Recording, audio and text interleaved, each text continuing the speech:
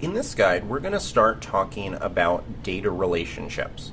Now, this is a very important topic, and we're going to be talking about this throughout the entire course because what data relationships allow us to have is a hierarchy and also a connection between different models and different tables in your application. So if you are looking to become a professional Rails developer, you are going to be using data relationships constantly. So in this guide, I simply want to introduce it to you and show you how we can use it in our application.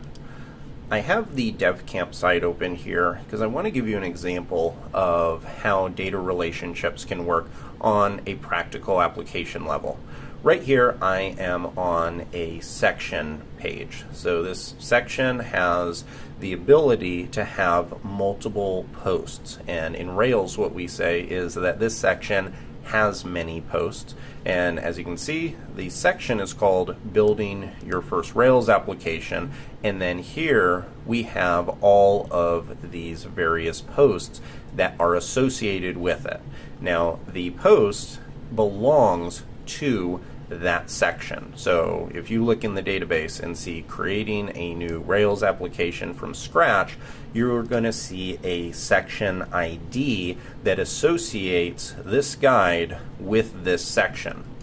Now, if I open up our schema file right here, you can see that if we want to have any connection between one of these items, so say blogs and portfolios, there wouldn't be a connection between these two, but let's say that there was, what we'd have to do is build out some way of connecting these. So one of these tables would have to have some type of ID that would associate it with the other one. And what we're going to do is actually create a new model from scratch that is connected to blogs. I think a very common thing to do with blogs is for them to have the ability to be associated with a specific category or a topic. And so that's what we're going to do. We're going to create a topic model and a topic table, and then we're going to have blogs associated with that. So I'm going to open up the terminal here, and I'm going to switch into our data feature branch. So get checkout data feature. And now that that is there, now I can come and if I go to, not Chrome, if I go to Sublime Text, you can see that we have each one of the items, and if you go to Portfolio, we have everything there, so we know we're on the right branch. And now let's create a model. So I'm going to say Rails G models to generate a model, and I'll say topic, give it a title attribute, and that's really all I think that we need to give it. So for right now, I'm just going to hit return. It's going to generate a migration file and a model file, nothing new here. And I'm going to say Rails DB migrate. And since we have this open, we know that topic is going to have a title. So let's go into the model file and add that validation right away. I found that if I don't add these kind of validations right away, then what can happen is I will forget to do it later on and then run into a data validation error. Okay, so now we have topic that has a title. So far, that is fine, but we need to actually have the ability to have a connection between our blog table and our topic table. And the way that we're going to do that is we have to decide, does a topic belong to a blog or does a blog belong to a topic? And if you have not done a lot of database design before, then this can seem a little bit confusing. So let's actually draw this out with a base case. So here, let's say that we have blogs. So we can have, and let me actually write them out. So we could have one about, let's see, baseball, World Series. We could have one that is about the Super Bowl. Have one that is about, let's pick out some other baseball. We can have one that's spring training, and that's enough right there. So those are our blog posts. So we'll say blogs, And here, let's talk about our topics. So just given these items, we know we're going to have a baseball topic and we're going to have a football topic. And we even could have something, we could go down, this is just a base case one, so you could have all kinds of topics that you want. We're not going to be limited, and most of ours are probably going to be programming, but a lot of people like sports analogies, so I'm going to keep on doing that. So let's decide on how we're going to do this. We have a baseball blog post and a baseball blog post with a football one in between. We know that we need to add a data attribute in one of these tables. We either need to add it to blogs or topics to say, does baseball, is it owned by the topic, or I should say, is this Baseball World Series post, is this owned by a topic, or is the topic owned by the blog post? With this example, I think it's pretty clear that the topic actually owns the blog post, and the reason for that is kind of practical. Let's say that we do need to add a data attribute to the schema. Right here, if we added a blog ID, so that we made that this was the way we're going to reference it, and that would essentially say that a topic was going to be owned by the blog post, then this scenario that we have right here would be impossible, because each blog post would just remain to live by itself, and the topic would have to have an ID. So the only way this would work, so let's say that, let's put some IDs here. This is ID 1, this is ID 2, and this is ID 3 for in the blogs table. And so if that was the case, we would say that topic has a title of baseball, and then it has a blog ID of 1. The problem with thinking about this is now what happens when we come down to this spring training one. This one should have a topic of baseball, but this topic already has the blog ID of 1, so this would not work. Now let's reverse this. Let's say that the relationship is in the other direction. So we have topic that has an ID of 1 and 2, and we can come get rid of these IDs here. They'll have them. I'm just, for the case, for the scenario, we're just gonna not show them. So now what we can do is say that this blog post, it's going to have its own title, and then it's going to have a topic ID of 1. Okay, so far so good. Here we can say that the Super Bowl is going to have a topic ID of 2 because it's football related. And now we can say that this spring training one, which is baseball related, can have a topic ID of 1 because it's baseball. So does this, hopefully this makes a little bit more sense on how you can understand in which direction the relationship has to be. So whenever you have a system where you have an item like topics, the topic should have the ability to have many blog posts. So you could have 1 million baseball blog posts and 500,000 football ones, and you wouldn't have to make any changes to the topic itself. You simply would have to reference inside of the database record for blogs which topic that particular post was owned by. So I'm going to get rid of this because I think that makes sense. So what we're going to do is add a reference in the blog to topics. So we can do that here in the console.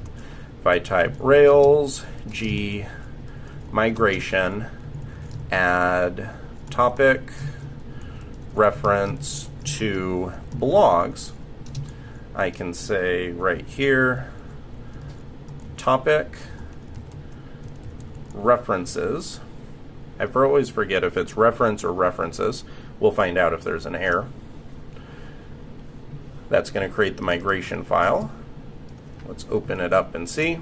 So it has add reference to the blogs table for topic, and this is where it is really cool, where it says that this is a foreign key. So technically I could have added this all by itself and said add column, blogs, topic, and then wrote that this was an integer data type and that it was a foreign key. What a foreign key means in a data relation world is that this item is not just a regular integer value, and it is going to be an integer, but it's not just that, but it is also referencing another table, and in this case it's referencing a topic.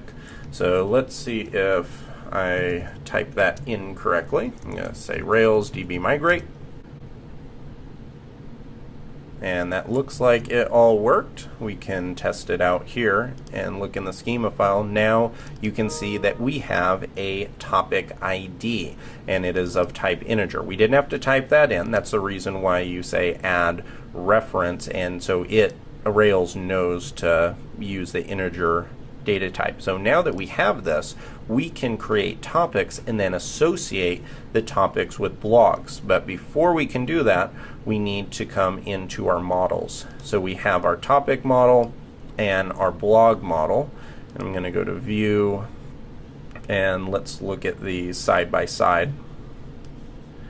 So in addition to the data in the database, so in addition to having a foreign key here for topic, we also need to let the model know about this. So our blog has to know that it now is owned by a topic, which means that it belongs to a topic, whereas the topic needs to be told that it has many blogs associated with it. And the syntax for that is actually very close to the way you would say it in English. So we're going to say belongs to topic for the blog, and now inside of the topic we can say a topic has many blogs. Now with that in place, we can jump into the Rails console to test this out. I'm going to create a couple topics, so I'm going to say topic create, and we'll go with a title of Ruby programming. And now we'll do another one, and this will be software engineering. I think those are two good topics for a developer's portfolio blog. Okay, so those are done. If I do topic.all, you can see that it has those items there in the database. Now what we can do is we can connect our topics and our blog. So let's grab our latest blog, or actually let's do a new blog from scratch.